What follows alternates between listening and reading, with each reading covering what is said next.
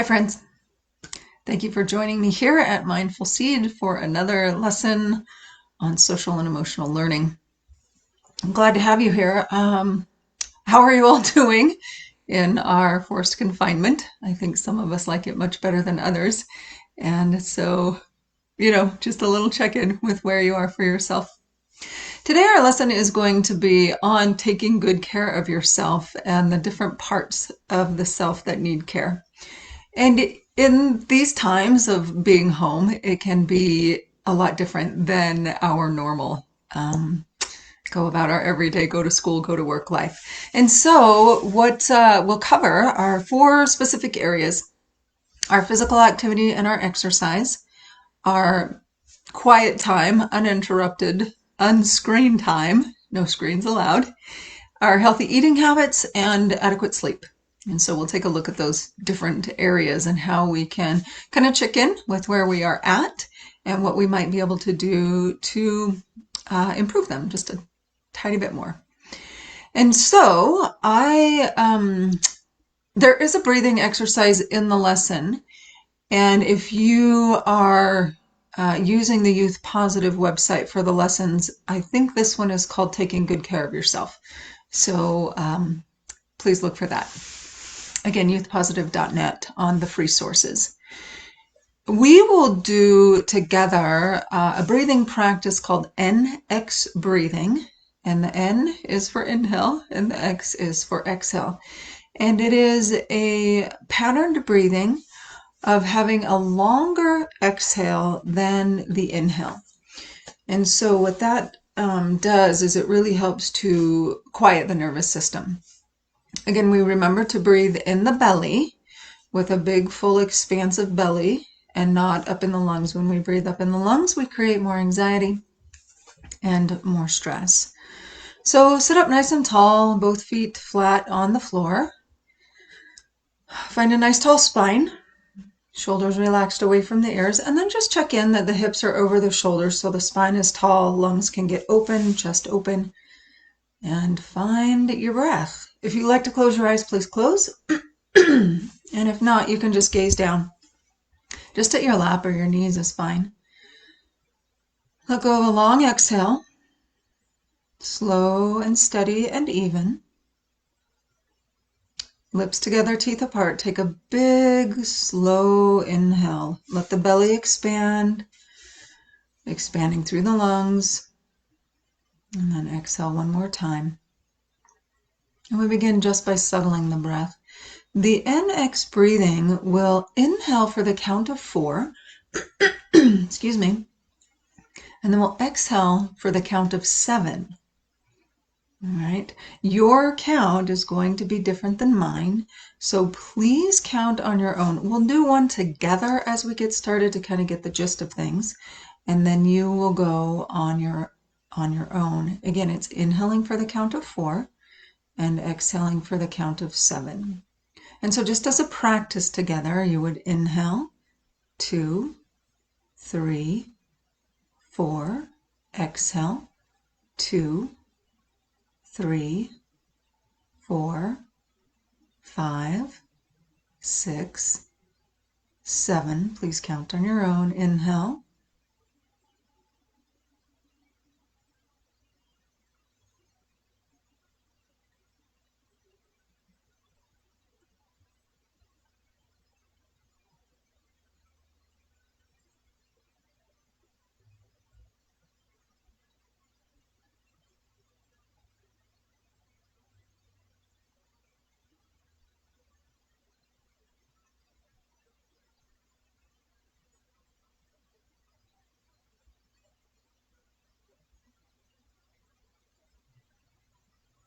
And then release that pattern of breath and let your breath become smooth and rhythmic without a count. Just a natural inhale and exhale.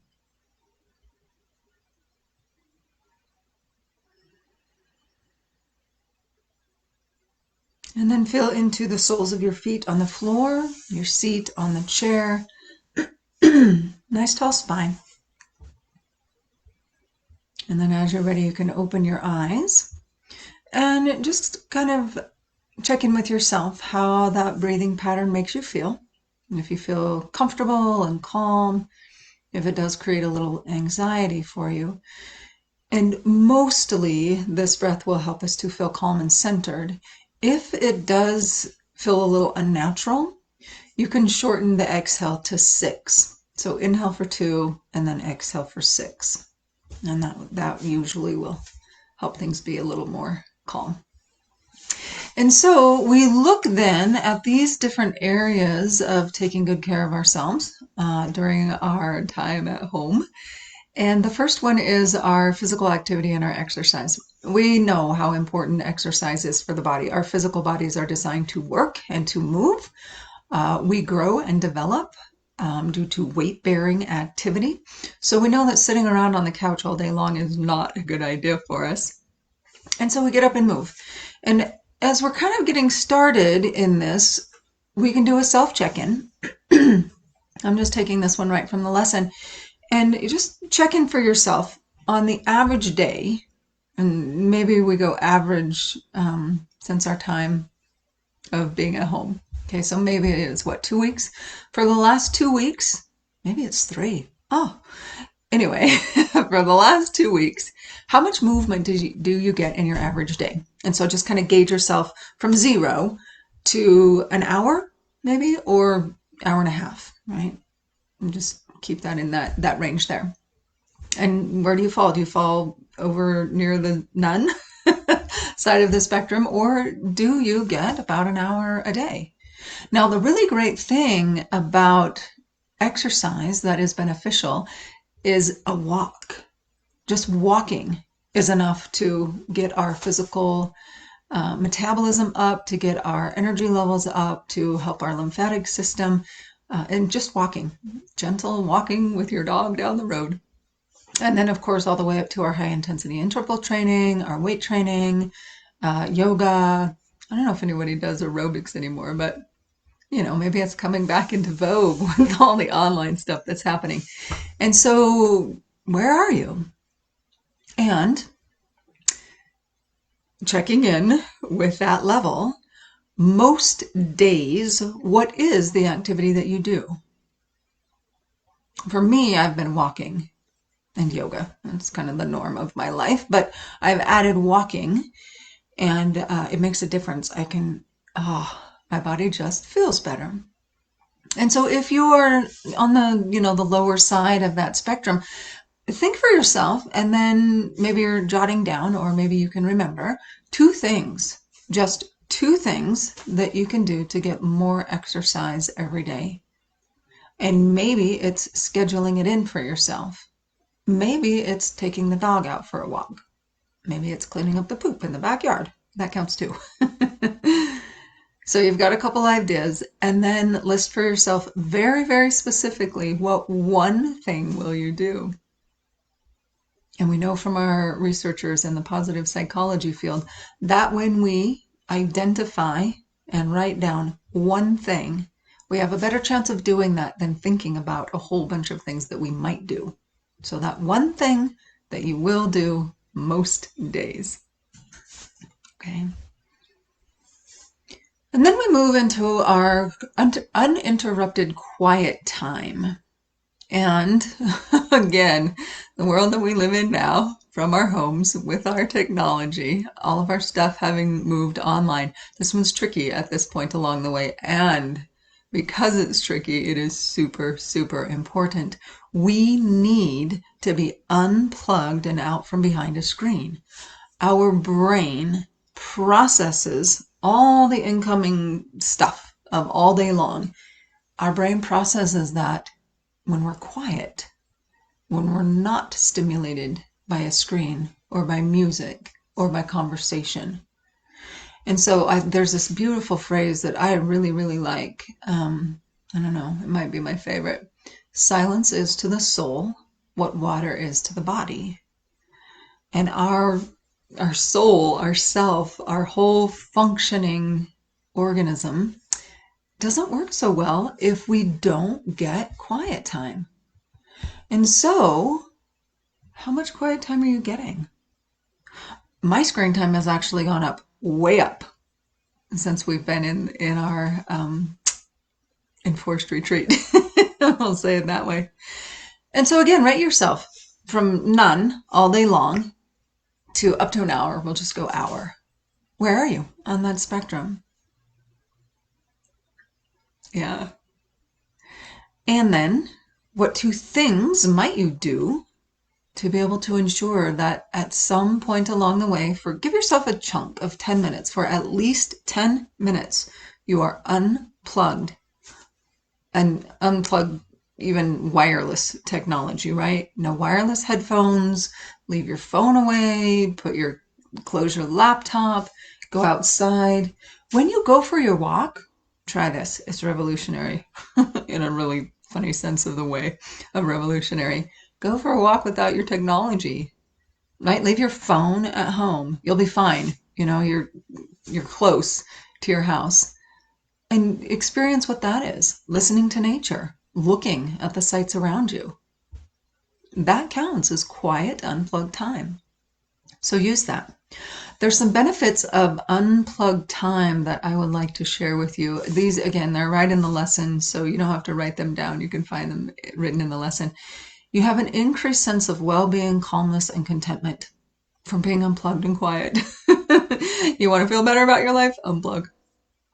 Decreased levels of stress, anxiety, and fear, which we can all use a little bit of that right now. Increased happiness in your relationships. Do a little personal experiment for yourself. When you're on your screen and you're swiping and swiping and looking and liking and whatever you do on your screen, and you're someone else in your house, a child, your spouse, even your dog, they need your attention. Just watch yourself. What is your reaction if you are right in the thick of it and somebody needs you? That's a good telltale indicator of how your screen time is affecting you. Our unplugged time also increases our mental clarity and focus. It actually makes us smarter, which I like because I'm in the business of smart as an educator. It deepens our courage, our creativity, and our compassion. It broadens our perspective. It builds inner strength and resources. And it increases our emotional and our mental resilience, which is critical at all times in our life, but probably especially right now. Just by unplugging, give yourself 10 minutes a day, and then just watch and see. Again, you're determining for yourself. Watch and see if, as you have more unplugged time and you feel better, you want more unplugged time. Okay, so check that out and see how it goes. Along with your quiet time, you can incorporate some breathing practices. We've done the up and down breathing before. You can do the NX breathing that we just did in the lesson of the Youth Positive. It's the up and down breathing. Or you can just do your 3 deep breaths where you get really big in your belly. As you inhale and exhale, your belly comes back toward your spine. And just 3 times. 3 deep breaths is enough to help you come into a state of calm centeredness. Yeah. Our healthy eating. Okay, I've seen a lot of memes lately on social media about how we're all getting so fat because all we're doing is sitting around at home eating, right? And maybe for some of us, I usually don't buy sweets and snacks when I go to the grocery store, but we're in dire times, and so I had a bag of chips, like the party size bag, the big one. And yes, I did. I actually ate the entire bag in one setting. Oh, of course, I felt so terrible and disgusting. So it's a great time to watch ourselves, to watch our habits. And if we have, if we don't have such strong willpower when it comes to ice cream, don't buy it. If it's not in the house, you have a better chance of not eating it. And so after I ate that monster bag of potato chips, the party size bag, my stomach was killing me. I decided, okay, I'm not going to buy any more chips. And I haven't. That was right before it was right at the beginning of this whole thing. And so I've been potato chip free for 3 weeks. I feel better. And so we really have to pay attention to the diet. And again, just think to yourself, how am I doing? Am I on the spectrum of 0, not healthy at all, to 10, really healthy and really working? To eat healthy, organic, lots of vegetables. I have one of my yoga teachers, and he says that 80% of your food should be green, and that's not green jello. And so, you know, your broccoli and your asparagus and your green beans and all your green leafy vegetables and stuff. Eat colors, right? Eat red peppers and green zucchinis and oranges and red apples. We all know by now. So we just check in and we just make tiny changes on most days we eat healthy. Okay. Um, let's stick with the lesson here and do this, writing it down for ourselves. What four healthy things will you eat tomorrow? Now, my life is kind of interesting right now. I've gone into a deep writer's retreat, and this will be my last technology foray for the next 2.5 weeks. And as I am in retreat, my dear sweet husband is feeding me. So I actually don't know what I will be eating tomorrow, but I know that he is very aware of good nutrition. So I know that I'll have healthy things. So what four healthy things will you eat tomorrow? Jot those down for yourself. And then what two unhealthy things will you cut from your diet? And you know, as hard as it might be, it could be the most useful thing that you do is to throw away that unfinished carton of ice cream. Just pitch it, just throw it in the trash, right? Or better yet, run it under hot water down the sink so you won't be tempted to take one last little bite when it's right on top of the garbage can. We get desperate, people. All right, so we eat healthy. And then finally, our adequate sleep. You know, it can range. When we're home, maybe we sleep more. Maybe we're actually getting the sleep we need. And maybe that sleep is a full 9 hours a night. And so as you don't have to get up and go to work in the morning and you don't have an hour in the car, maybe that extra hour you spend in bed. And then you wake up and you think, oh my gosh, I'm so lazy. No, you are actually not lazy. Your body needs to catch up on sleep. There's some research that says that you can't make up for lost sleep, right? You can't kind of go backwards and recoup. And so when we get the chance, our body will do its very best, to get the sleep that it does need. And so if you find yourself sleeping more, that might be a good thing. Just kind of, again, that personal observation sort of thing is really important for you. Now, if you have kids at home, this is really super interesting. If you have teenagers need about 9.5 hours of sleep a night, and their sleep pattern goes later. So they want to stay up late and get up late. And it's the natural biological circadian rhythm of a teenage organism. Okay. And so if you're having a hard time getting your teenagers up out of bed, please know that that's their biology. That is what is happening for them. And your little kids, they will hop up at the crack of dawn and be wide awake. Okay, and so there's a big shift, and it's part of the whole teenage, adolescent development and maturity. And so just have that little nugget in your awareness when you're dealing with teenagers who are sleeping in. They need to. Yeah. There are I think we all know a lot of the benefits of a good night's sleep. But there's just a couple of them that I would like to share with you that I find, I don't know, some of them I find a little bit amusing. We know that it makes us happier. We know that having a good night's sleep makes us feel more vital and refreshed and vigorous. We are more productive and creative when we are rested. We're more available to others. Another thing that I think it is really cool is it makes us smarter, our cognitive functioning. And we know what it is if we're trying to finish a report or something for work really late at night because it's due the next morning. If we're super late at night after a long day, our mind isn't working. We can't think and process. And so we do know that we are actually smarter when our brain is rested. We have more energy and stamina. We're better able to deal with stress in tricky situations. Another very interesting, and I think if we would just stop and kind of look at ourselves, we all know this too, that we're more patient. Our relationships are sweeter. We get a hold of ourselves more easily when we start to lose it. And then I don't know if it's my favorite, but well, I love to sleep anyway, so I'm always glad that there's good benefits of what I'm doing with my time. Our internal healer kicks into high gear as we sleep, and it repairs us on the inside from the inside out. We have better chance at fighting disease and sicknesses. Our immunity is stronger, which makes us healthier overall. So get your Z's. They're absolutely critical to you. And then finally, one more very interesting is if we are not getting enough sleep, put it that way, if we're not getting enough sleep, it contributes to weight gain. We eat more to try and keep the brain functioning, to try and keep ourselves functioning alert when we're tired.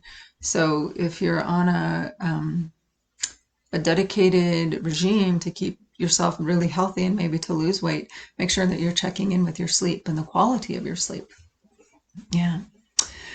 And so then we have, so those are the four big ones of taking good care of yourself. In the lesson, there is a little calendar checklist for you where you can keep track for yourself. It starts on a Monday and goes all the way through Sunday.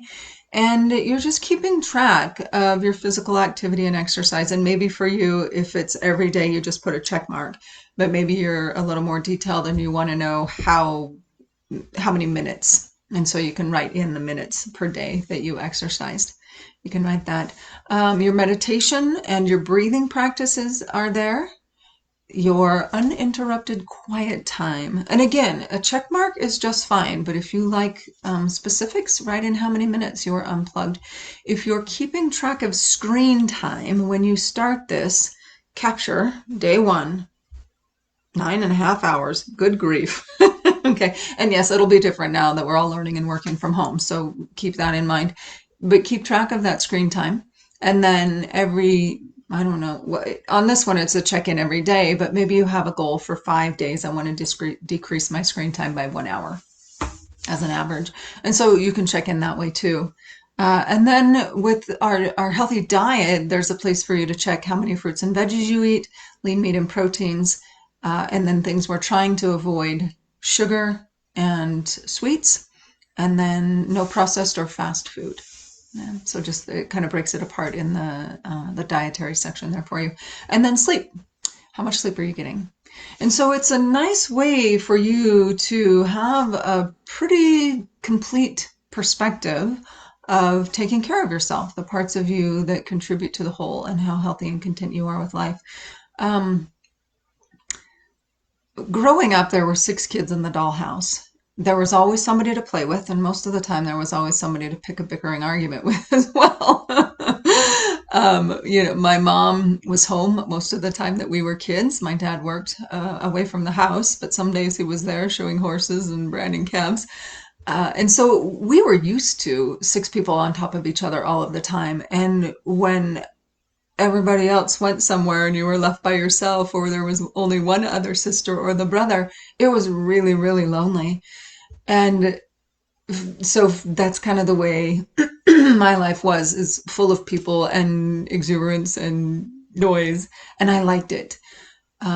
Probably many of us are not used to that in this day and age.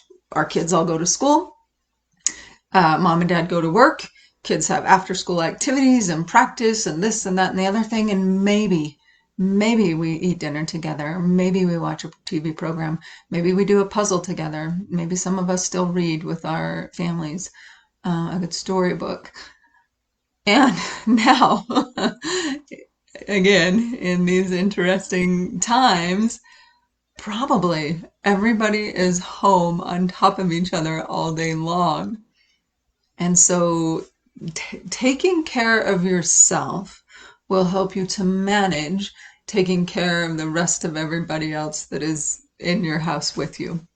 And it's not necessarily that you have to take care of them, but you have to be able to manage the interaction sweetly, with patience, with kindness, and with understanding and taking perspective. So always remembering that we're human. We eat an entire giant monster bag of potato chips in one sitting, and then we say to ourselves, okay, let's take perspective. What can I do differently? What can I do better? And so in those times when we rub elbows with too many kids under the roof at the same time, and why don't you darn kids go outside and play?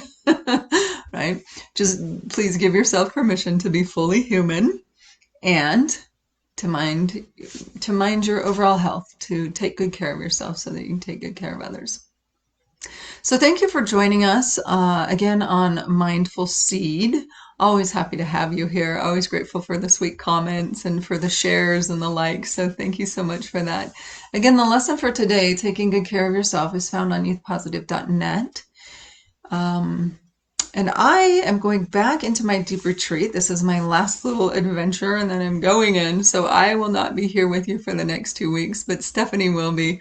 And she's got some great lessons prepared for you. And she's such a great coach and friend. So I'm really grateful to Stephanie for sharing some lessons with you also. Again, if you have questions, you can email. At this time, it's probably best to email Stephanie S. Gibbons, Gibbons, at mindfulseed.org, and I will see you back on the 30th. So until that time, friends, be happy, be well, don't eat too many potato chips or ice cream, and make sure you get outside and walk every day. All right, thank you so much. Take good care.